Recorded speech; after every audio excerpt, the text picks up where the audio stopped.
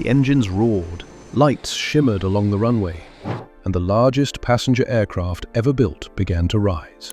For a moment, humanity seemed to conquer the skies once again, but hidden beneath the thunder of those four massive engines was a quiet truth. This aircraft, this engineering masterpiece, would become one of the most expensive miscalculations in aviation history, a billion-dollar blunder that promised the future of air travel, yet never truly found its place. This is the rise and fall of the Airbus A380. At the dawn of the 1990s, the aviation world stood at a crossroads. Global travel was accelerating. Passengers were flooding into major hubs, airports warned of capacity bottlenecks. To Airbus, the solution seemed obvious: build bigger. Airbus engineers envisioned an aircraft so enormous that it could move more passengers per flight than anything ever imagined. A double-decker giant, a flying cathedral of aluminum and composites. The project was known internally as the A380, and it wasn't just a new aircraft, it was a statement. Airbus wanted to dethrone Boeing's queen of the skies, the 747.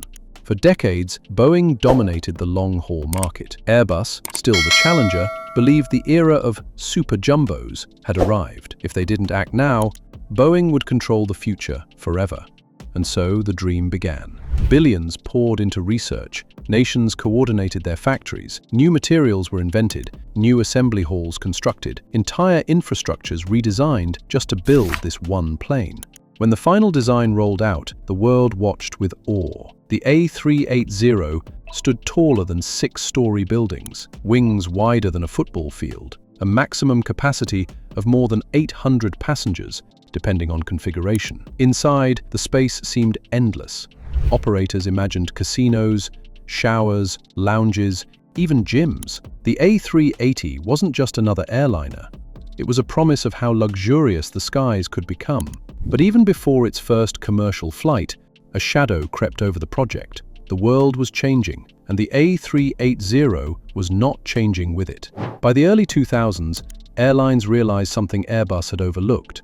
Passengers didn't want mega hubs, they wanted convenience. Instead of flying from one huge airport to another, many preferred direct routes. Point-to-point travel was the future.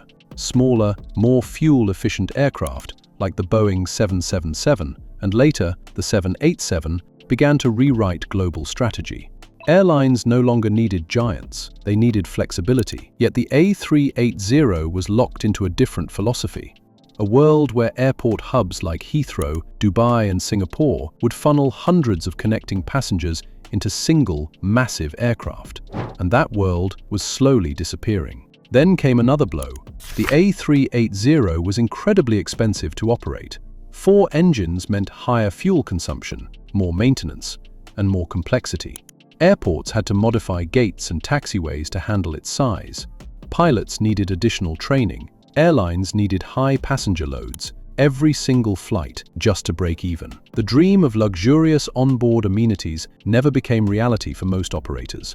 Gyms and casinos were replaced with extra rows of economy seats. What was once marketed as a flying palace became, in practice, a giant, costly bus in the sky. Still, Airbus pushed forward, and in 2007, the first A380 entered service with Singapore Airlines.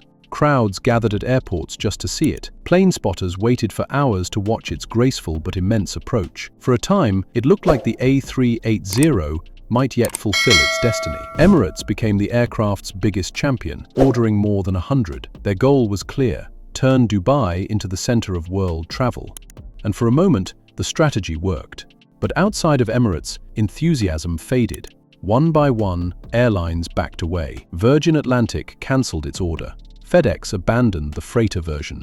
Air France, Lufthansa, Qantas, Korean Air all reduced or reconsidered their fleets. Then, in the late 2010s, the final blow struck. Emirates, the only true lifeline for the program, cut its order.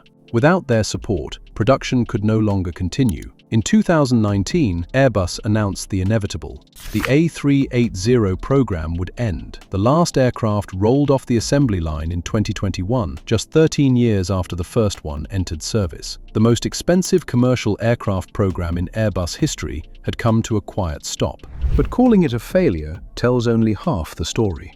because in many ways, the A380 remains one of the greatest engineering achievements ever built. Passengers who flew it still describe the unmatched smoothness, the silence, the comfort. Pilots speak of its stability and grace, and during its brief reign, it captured imaginations in a way few aircraft ever have. Yet the market, the cold economics of aviation, cared little about romance.